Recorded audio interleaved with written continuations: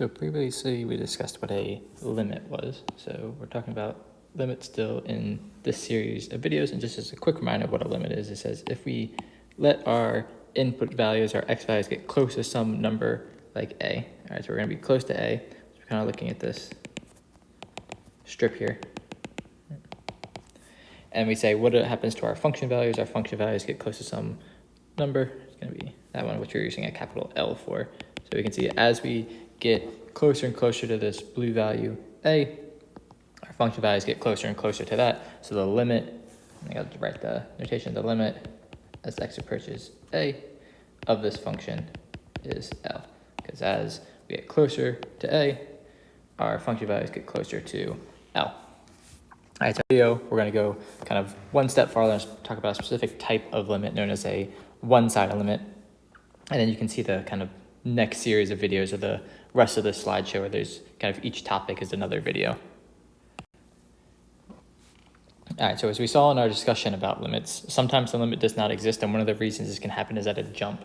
So if we look right here, around 6, we could say, what is the limit? Well, one person could say, well, I think at 6 it should be 5, because that's the actual function value, and kind of as I come along my function, I'm getting outputs close to 5.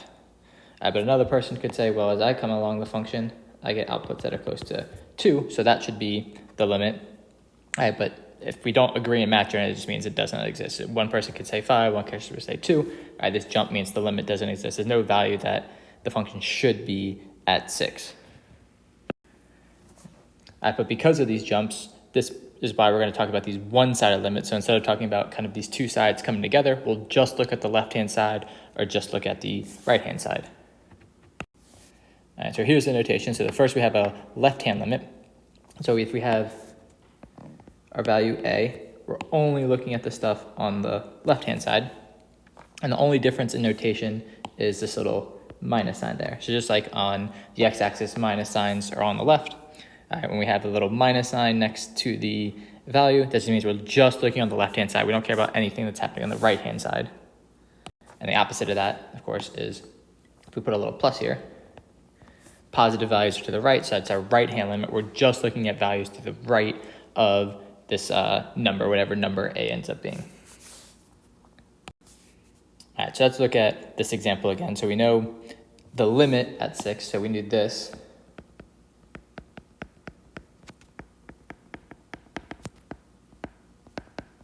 If we just look at 6, the limit doesn't exist because there's a jump. But now we get a little bit more specific. We just want to look at the left-hand side of 6. So 6 is right here.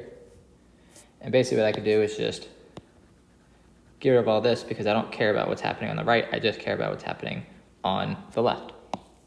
And so as my values get closer to 6 from the left, I'm kind of just worried about that little yellow part. I'm getting closer and closer. My x values are getting closer to 6. And then my y values go to 2. All right, so this one is going to be 2 because as I'm basically any number that's close to 6 on the left, all my y values are close to 2. All right, so the left-hand limit at 6 is 2. All right, doing the same thing, but now we're looking at the right-hand limit. Again, that means I can kind of go to 6 and just ignore everything to the left of it because we just care about the right. And then as we get closer to the x value 6, all our y values are getting closer to this value, which I kind of covered up, but we know from earlier is 5. So if I'm just looking at the right-hand side of this, then the right-hand limit is 5. All right, and one more example, the left-hand limit of -2. So this might be a little confusing because it's 2 negatives. So just like normal, the negative in front of 2 means it's actually -2.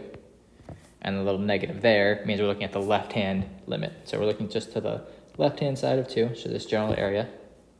And in that general area, all of our y values are around 3. So this one should be 3. So just to the left hand of 2. If we look at the right hand of 2, we'd be all the way up here. I bet we don't care about that. We just care about the left-hand side. All right, so we get the limit at -2 on the left, or the left-hand limit at -2 is equal to 3. And the kind of last thing is that if these two limits agree, so I kind of probably should have written this down.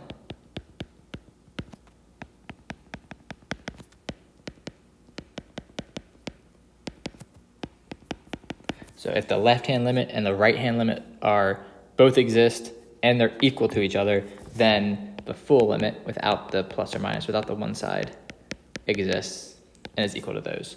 So for instance, at 6, we got two different numbers, which is why the limit at 6 does not exist. But if we were saying looking at -8 from the left, we would get -6. -8 from the right, we'd get -6, and that means the full limit is also -6. All right, so that's what we mean when we're talking about the existence of a limit. If those two one-sided limits are equal to each other, then the full limit without the plus or minus exists. All right, so that allows us to kind of talk about one side at a time.